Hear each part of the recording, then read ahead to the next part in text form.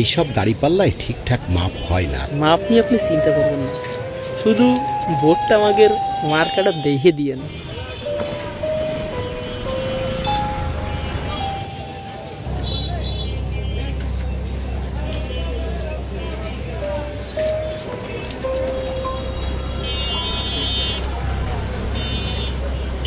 ভাই আপেল কত করে? নেন স্যার, ভালো হবে তো? এইটা নেন। মেপে দেখেন 2 কেজির মতো দিলে হবে।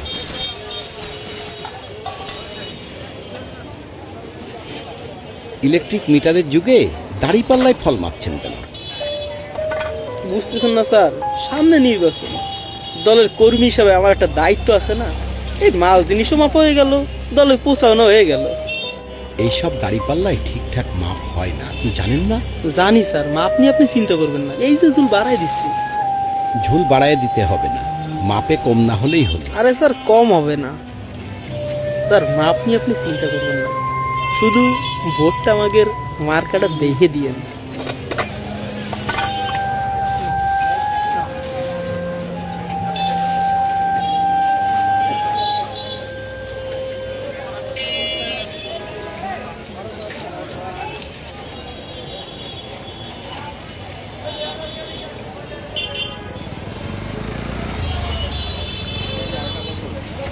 ভাই এটা একটু মাপেন।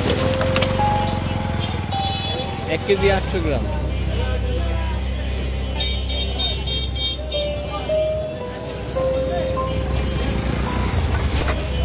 আপনি বললেন ঝুল বাড়িয়ে দিয়েছি, আর এখন দেখছি প্রতি কেজিতে 100 গ্রাম করে কম। এভাবে লোক ঠকিয়ে ক্ষমতায় যেতে চান? লজ্জা করে না আপনাদের?